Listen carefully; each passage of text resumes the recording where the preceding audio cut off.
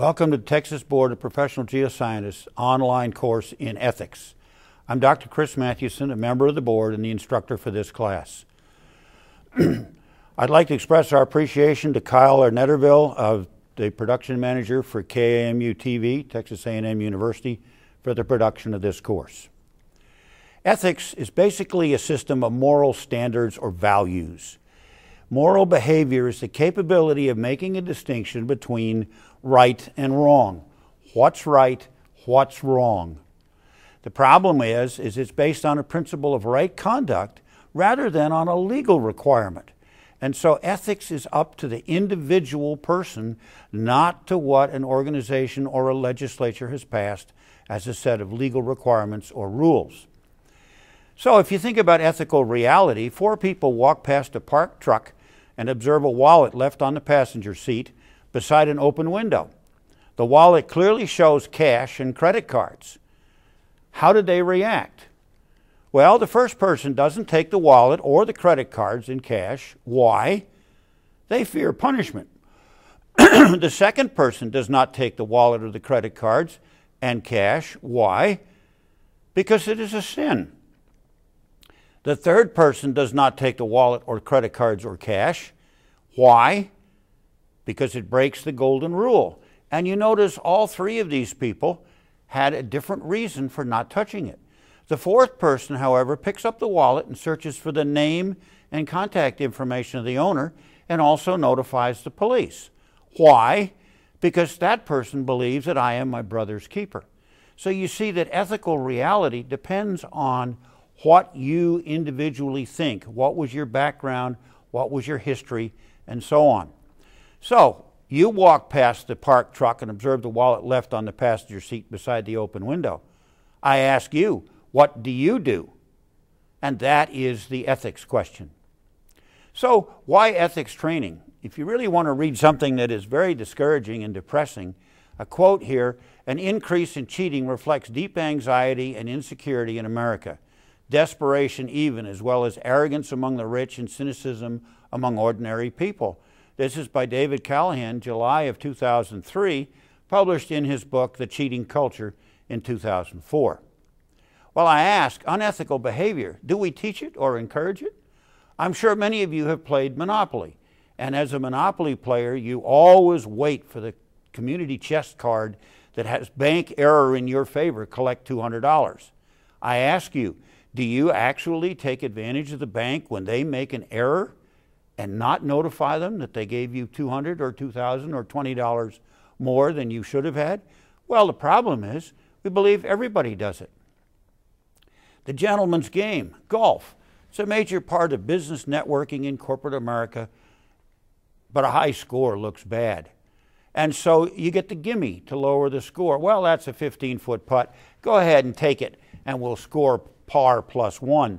And I thought this was an interesting cartoon in the Cutter Tribune on November 10th, 2012. The income tax has made more liars out of more Americans than golf by Will Rogers, but it was published all the way over at Cutter. Tax evasion. We collect meal receipts to increase our business deductions. We use false addresses in order to avoid state and federal taxes. We write jokes, good joke source. You're all familiar with Peanuts, and you, of course, know what his sister's about to do when the jet flies over. Whomp! Absolutely. There he is lying up against a tree watching satellites. And, of course, would you like to sign a petition to move the jets away from the city? It's fun, but it's really, is it ethical? Was it proper for his sister to punch him? So ethical behavior is a system or code of morals of a particular person. And I ask you, have you ever lied, broken the law, adjusted your expense account, cheated on an exam? Well, just how ethical are you? You know, you were late at work, and rather than telling your spouse that you were working late, you were actually having a drink with a friend. Or have you broken the law? Have you run a red light? Have you speeded? Yes, we all do it. Have you adjusted an expense account? And so just how ethical are you? And that is the question. Some examples, the Municipal Credit Union of New York has about 300,000 members. They were all government employees, and they were very involved in the response to the World Trade Center collapse on September 11th. The MUC building was not damaged, but the computer links to their ATM machines around the city of New York were cut. And they were offered the choice of shutting down the ATMs. The decision of the credit union was to trust the members to use the cards responsibly.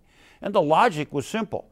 Here I have people involved in first response, rescue, emergency responding, and if you cut off the ATM machine, their families might not be able to get cash to buy food for supper. So they decided to let the members use the access to the key, to the ATM. Where about 4,000 members were overdrawn. One member made over 150 draws. Hey, the window on that truck is open. Hey, it keeps giving me money. Many of the members were overdrawn by $10,000, and the credit union is still missing about $15 million. Sports bribery. The Booster Club gives a gift to the parent, a $50,000 SUV. The parent, of course, gives the vehicle to the child for going to, you name it, university and playing whatever sport the university wanted him to play. Theft by electronics. Theft from the net, copying music and DVDs from file sharing programs and sharing DVDs amongst our friends. So about $6 billion a year stolen from pay TV systems. Graduate students even plagiarizes a term paper for a class. He's turned into the Honor Council and questioned during the Honor Council hearing, would you do this on a professional paper? Oh no, said the student. Well, then why did you plagiarize the term paper? Oh, everybody does it on term papers. They're just make-work exercises by the faculty to kill our time. Abrahoff gets nearly 6 years. He actually only served 10 months in prison on conspiracy and wire fraud charges in 2006. But the critical thing is, just hours after he was found guilty, the Senate approved an ethics bill spawned by Abrahoff's actions. Zitz, another Sunday cartoon. Hey dude, help me out here. Yeah, can you read the question 8? What is it? It's the history test we're taking in 10 minutes. Mo took the picture of it in the last period with her cell phone camera and posted it on her MySpace page. And I've been trying to read this thing for the past 45 minutes. The response, good use of your study hour. And of course, why do people keep saying that to me? There's your question of ethics versus a lack of ethics in terms of honesty on the exam. So, with respect to personal ethics, who knows about your action? Well, you do. Who's impacted? You are. What's the downside? None, unless you're caught. And now you have a personal reputation is lost because you're known as somebody is an illegal driver or something else. Ethical behavior is also a code of a particular religion. The Druids in 2000 BCE had an ethic of peace. Moses in 1500 BCE had the 10 Commandments. What part of you should not, don't you understand, comes right out of the 10 Commandments. 1100 BCE, the text of the Hindus. And in 540 BCE, the Eightfold Path for Buddha. And in 570 CE, the Quran. Each religion has its own set of ethics, rules, the 10 Commandments, for example, in the Christian religion. But they make excellent jokes as well. Ask him if those are commandments or just guidelines, as the fellow that was asking the question gets fried when he asked the wrong question of the speaking mountain. So, who knows about your action? Well, the church members do. The society does. Who's impacted? Well, you are. So is your church. And what's the downside? Your reputation in your church. The church's reputation in society. And ethical behavior is also a system code of morals of a particular organization. Excellent examples of two major universities here in the state of Texas. The University of Texas at Austin. The code of values of the University of Texas at Austin are learning, discovery, freedom, leadership, individual opportunity, and responsibility. Each member of the university is expected to uphold these values through integrity, honesty, trust, fairness, and respect toward peers in the community, approved in April of 2004. Texas A&M is well known for the Aggie Code. Aggies do not lie, cheat, or steal, or tolerate those who do. The 2003 revision was an English correction. So what's the impact? Who knows about your actions at an organization? Well, obviously the organization does, and society. Who is impacted? You and your organization. What's the downside? Your reputation in the organization's reputation in society. Whose reputation was damaged? Look at the newspaper sitting underneath Mother, right here. Penn State scandal. Anybody remember what happened at Ohio State? Maybe consider a college based on academics, not football. This didn't damage those two universities. Ethical behavior of a business or industry. GlaxoSmithKline was a pharmaceutical company that promoted 2 drugs for unimproved uses. They failed to disclose safety information on another drug, and what they did was they bribed their doctors to prescribe the drugs with expensive resort vacations, European hunting trips, high-paid speaking tours, and even free tickets to a Madonna concert. Who knows about your action? The world. Public, parents, lawyers. Who was impacted? Everybody. They were getting inappropriate medicine. What was the downside? The pharmaceutical company's reputation in society, potential liability and legal action against the company and the doctors, and in fact, a $3 billion fine against the pharmaceutical firm. So the $3 billion fine, for far too long we've heard that the pharmaceutical industry views these settlements merely as the cost of doing business. From an interesting person to make the statement, the Assistant Attorney General in the Justice Civil Division. Merrill Lynch had a pattern of public deceit, conflicts of interest. They hired mouths to push stocks that were basically junk. They leaned on the analysts to sell the stocks. The analysts lacked the professional ethic to resist. The resistance cost money, lots of it for the analysts. And so the impact on the public, well, the analysts talk directly to the public, TV, radio, print advertising, and whatnot. The public believes, after all, it's a major investment firm, so they spend and lose their money. A psychiatrist. Parents were shopping for diagnostics of their child's learning disability, and they found a doctor who would provide these learning disabilities certification, but the student was protected because a medical condition is something that cannot be released to the public. It gave them extra time on the SAT exam. It therefore gave them an extra benefit in admissions to colleges. The psychiatrist, of course, was well paid for coming up with a strange diagnosis. A medical doctor acted as a medical liaison for a pharmaceutical firm. He promoted drugs for off-label use without a medical study or FDA approval. He accepted bribes for prescriptions and is well paid. The Averston cancer drug was a fake drug imported from overseas that actually contained no medicine in it whatsoever. It was not approved by the FDA, but 79 U.S. medical practices were involved in the distribution of this non-drug. They're easy to recognize, the labels are not printed in English, and there's no FDA approval. But the doctors prescribe them anyway. Who knows about your action? The world. The cancer patients, because they were not getting the drug that they were expecting. Who was impacted? Everyone. What was the downside? People today do anything to make a buck, and they don't care about the sick and dying people. But the potential for liability and legal action, and it led to federal legislation to further empower the FDA to control imported drugs from overseas. The news reporter, under pressure to sell the news, he fabricated quotes and false sources. This actually happened to me when I was allegedly cited for something when I wasn't even in town. Plagiarizing books and other news articles, and of course they keep their jobs, so they're well paid. They made the front pages.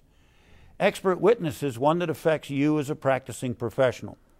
Because of your individual education, your experience, specific training, superior knowledge about a specific subject, you are an expert in that particular subject.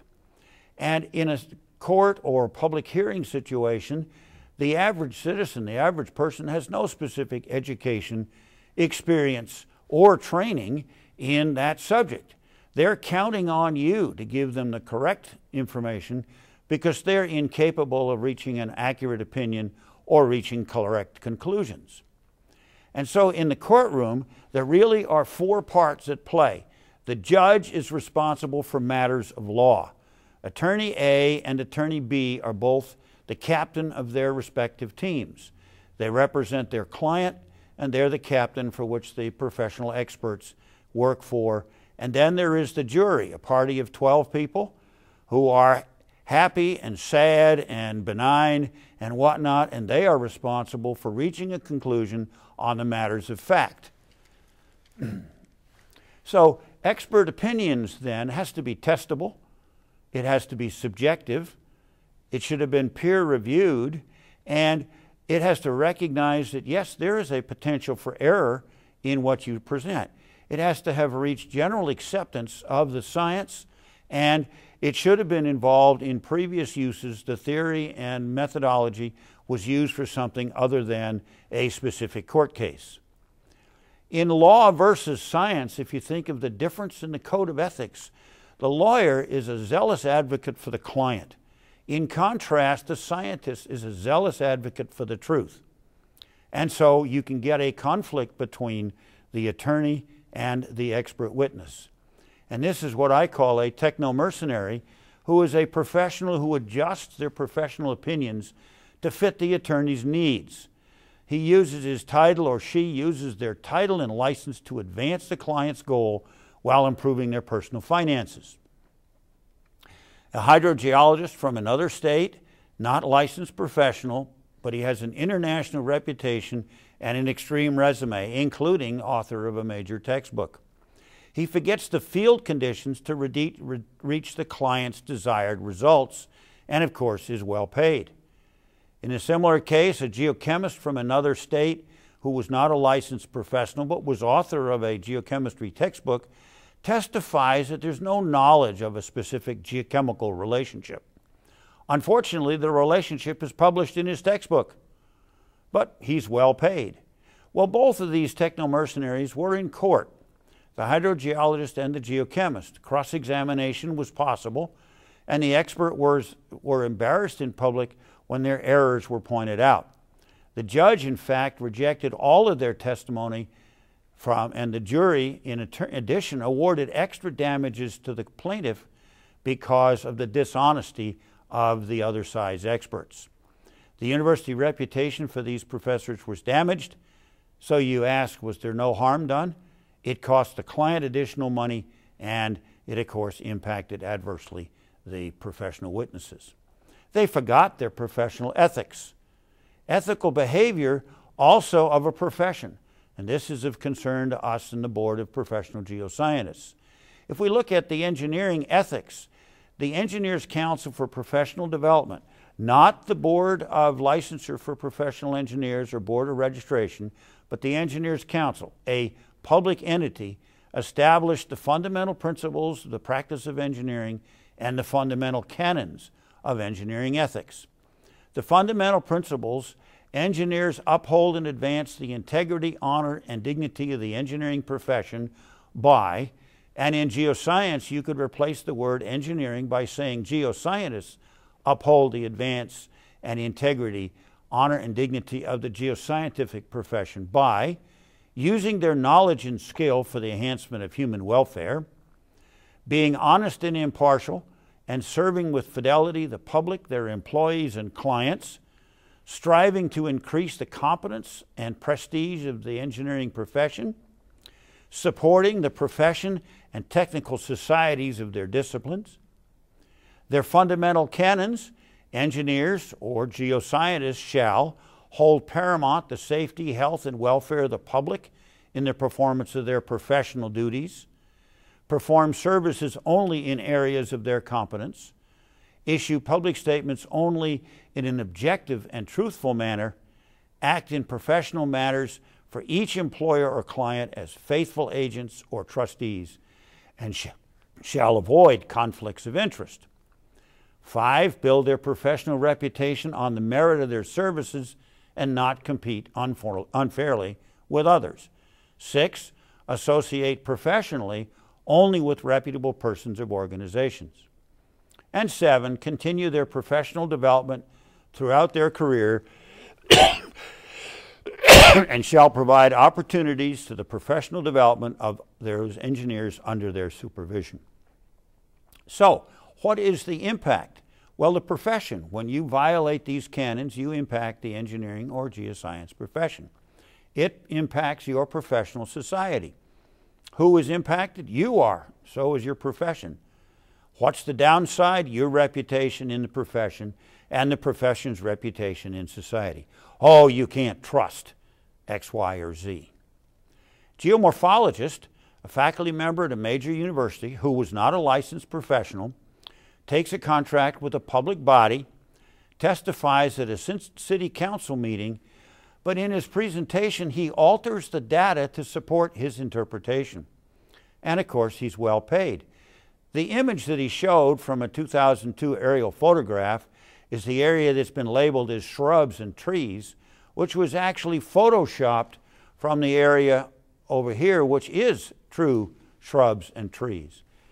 The actual image is this one. Notice that this is not the same texture as that. This is grassland, and this is grassland. And you notice this funny square thing over here? That will come up in just a minute. What was the impact? Well, the geomorphologist was not in court. Cross-examination was not possible. The local homeowners, however, saw the image modification. That strange image is this house. This is the grassland, that's the water body, and that's a private dock. That's not forested. It never was forested. What was the impact? The city saw through the breach of ethics. The city council ordered the client of the geomorphologist to pay for the damages. The scientist's reputation was ruined. His reputation would adversely impact his client's reputation because you can't trust them anymore when they deal with us. The department and the university's reputation was impacted. So, again, I ask you, unethical practices, no harm? Not the case. Let me ask a different question. Is there an environmental ethic? You know, how is the public protected? What rights do birds have? Do bears vote? What's wrong with exotic animals? Well, if you think about our role as a professional geoscientist in public protection, we're responsible for clean water and clean air, a non-toxic environment, protection from natural hazards, and health and safety considerations of human life, welfare, and health and safety. So, back to the environment. Yeah, bears don't vote. Saving bears costs money. There's no profit in bears. Well, there is actually. Hunting turns a profit. But the bears are simply an indication of the health and welfare of the environment that affects the public. I ran into this actually in a public hearing. A developer got up and stated to a public hearing, God blessed them and said to them, be fruitful and increase. Fill the earth and subdue it. Rule over the fish in the sea, the birds of heaven, and every living thing that moves upon the earth. Therefore, this reliable source of information gives me the authority to build homes in a clear flood hazard zone, which the Planning Commission denied, much to his disturbance. The ethical dilemma, however, occurs when doing the right thing will cost you. Conflicts of interest, putting the environment into the profit equation. So, if we look at some examples of ethics in affecting the geoscientist and the engineer, you're reviewing a permit application for a landfill site. You discover that the consulting company has misrepresented the facts to make the site look good. So what is your action? Your spouse, however, works for an accounting firm that has the permit applicant as a major client. Your spouse's boss states that the loss of the permit for the landfill will result in significant losses to the accounting firm. The loss of the account will cost your spouse's job. With 2 children in college, you can't afford to have your spouse unemployed. What do you do now? It's a question of ethics versus money. Do you continue to impact the site, or do you realize that you can't afford to have your spouse unemployed? A conflict of interest and a true ethics dilemma. The cleanup plan. You're completing the evaluation of a major cleanup plan for a major industrial plant, and you've determined that the consultant has overlooked a significant chemical hazard. You bring this information to your supervisor because you believe that the ultimate cleanup cost could be in the millions. Your supervisor thanks you for this new information and says that he or she will contact the applicant. The dilemma, however, your supervisor comes to you early the next week and informs you that you've been transferred from the project. You are not to discuss your findings, and you'll be on temporary duty in El Paso for the next 6 weeks. The question you face is doing what's right, which is there's a problem with this site, or keeping your job. Again, a conflict of interest and an ethics question. What do you do? The chemical spill. You've been working on a chemical spill for the last 6 months. You're ready to submit a report that has no significant hazard for a public hearing scheduled in 2 weeks. Your desire to complete the final evaluation and report in advance is that you and your spouse have a scheduled 3-week vacation tour of Australia that departs next week. The tour contract has a very restrictive cancellation policy, which job does not qualify. While reviewing your calculations for the final draft, you discover that the basic assumption in the computer model does not apply to the case at hand. You rerun the program with the correct assumption and discover that there is a significant health hazard. The dilemma sets in, of course. It would require more time than you have before the scheduled departure of your flight to Australia to rewrite the report and make the corrections and to talk with the staff and the applicant about your error. Now what? Do you talk to your supervisor? Do you talk to the client? Do you attempt to get a delay in the hearing? Or do you forfeit the trip to Australia and the cost in order to finish the job? The question is up to you. Telling it like it is, you've completed a review of a competitor's geologic report and you believe the work does not meet the standard of practice. You're giving a seminar to the geology department at the local university, and you use the report as an example of bad work. You select specific examples from the report to strengthen your argument using both the name of the geologist and the client. You told the truth. My question to you, was this ethical to actually tell the truth about who did it for whom? The right versus right dilemma. You're the project geologist in a consulting company who has just completed a minerals exploration program for a client. The client has specified that all samples are to be destroyed upon completion of the contract. Many of the samples, however, contain interesting and valuable suites of display minerals resulting from hydrothermal mineralization. What do you do with these display samples? Because they are to be destroyed, could you select a set of unique samples to leave in your office? Could you select unique samples to display in the company lobby? Could you select a series of samples to give to the local universities for their mineral resources classes?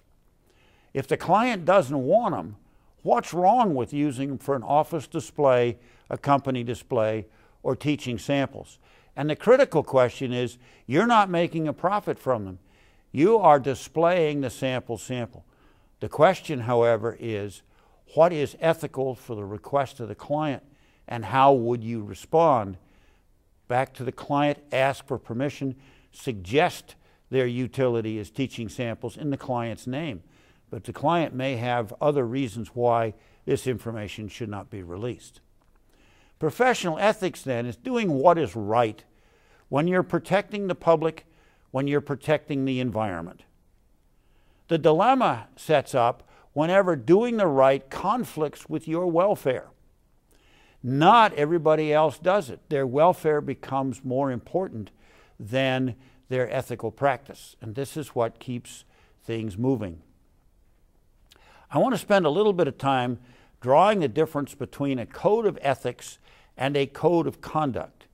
Remember, a code of ethics is a definition of moral conduct that is the reflection of a person, a religion, an organization, a society, or a business. It is what you do without law A code of conduct, on the other hand, is a code that is written into the law of a licensure board or of a state or federal agency that says this is the appropriate conduct. The Texas Board of Professional Geoscientists, the mission of the Texas Board of Professional Geoscientists is to protect public health and safety, welfare, and the state's natural resources by ensuring that only qualified persons carry out the public practice of geoscience and enforcing the professional code of conduct the board has established for its licensees. According to the pursuit of the Texas Geoscience Act, the board was to adopt a code of professional conduct that is binding on all license holders under the Act. They apply only to situations which are directly or indirectly related to the practice of geoscience. The code of professional conduct does not impact a geologist who is yelling loudly at a football game or some other thing unrelated to the professional practice of geoscience. So, compliance, perform professional service only when qualified, act with reasonable care and competence, apply technical knowledge and skill which is ordinarily applied by reasonably prudent geoscientists, shall not endeavor to endanger the safety, the health, or welfare of the public, shall not engage in a practice with the intent to defraud, deceive, or create a misleading impression. In other words, you must act in an honest and honorable rather than a dishonest manner. Any action that may appear to influence the judgment or jeopardize an interest of a client or employer, in other words, a conflict of interest, shall not solicit or accept benefit from more than one party, the supplier of materials or equipment, and a contractor or any consultant. Now, when you look at this, supposing you're working for an organization, say homeowners society, and you have 3 or 4 different homeowners that are clients in your case. They would be more than one party, but it's the same objective. It's not like you're working for the attorney for the defendant and the attorney for the plaintiff. Suppliers of materials and equipment, no problem if the supplier offers your company an automatic discount that they offer to everybody. But if it's a bribe to you to buy this piece of equipment, then it is a violation of the conflicts of interest. And the conflicts of interest pertain only to those actions that impact your role as a practicing professional geoscientist. Geoscience responsibility of the profession: not participate in any plan to violate the Act, not to abet or abet the actions by an unlicensed person, any business entity that is not in accordance with the Act, any person or business entity in the unauthorized use of a professional seal. And one thing that is important to remember is that licensees are expected to report such actions to the board, and there is a mechanism within the board system in order to handle these actions. Enforcement: you arrive at a site to collect groundwater samples and notice the well locations. And if you look at the well locations, you'll notice that here are the monitor wells, 474, etc. Here's the chemical plant, but there's 700-foot contour, there's 600-foot contour. The surface drainage runs to North Creek and Spring Creek and South Creek.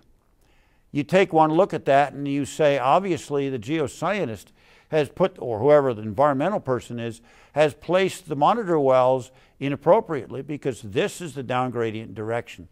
But I ask you, what's missing? What do?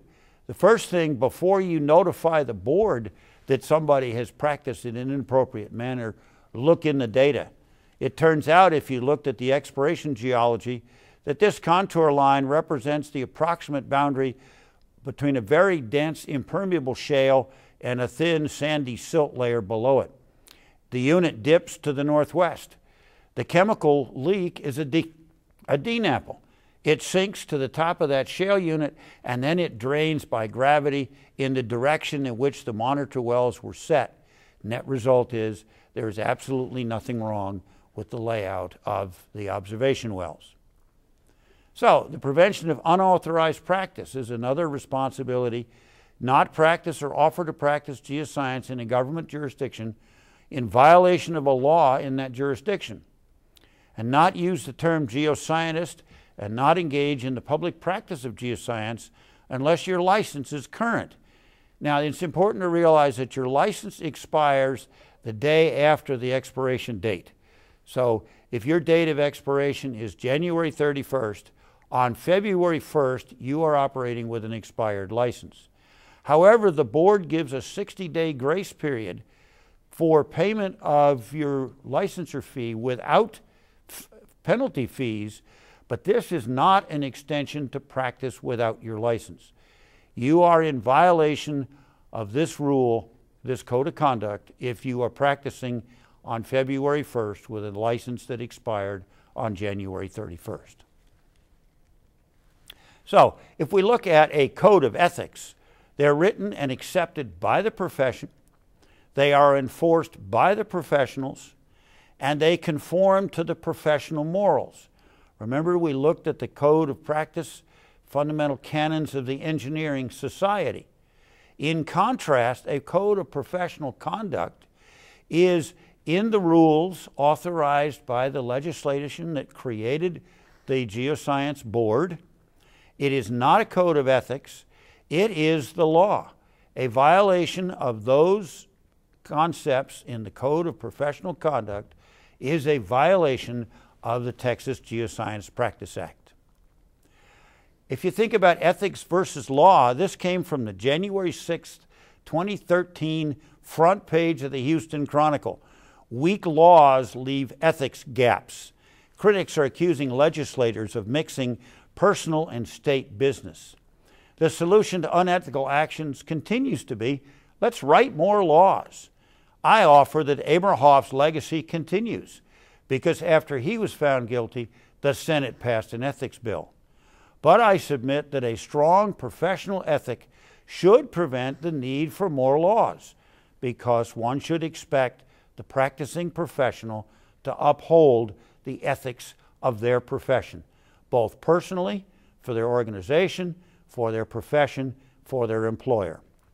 If you log into www.html.tbpg, you can sign up to take the exam and obtain your certificate upon completion and successful passing of that exam. Thank you very much for your time, and I appreciate it. Good luck and best wishes in the future of your professional career. Thank you.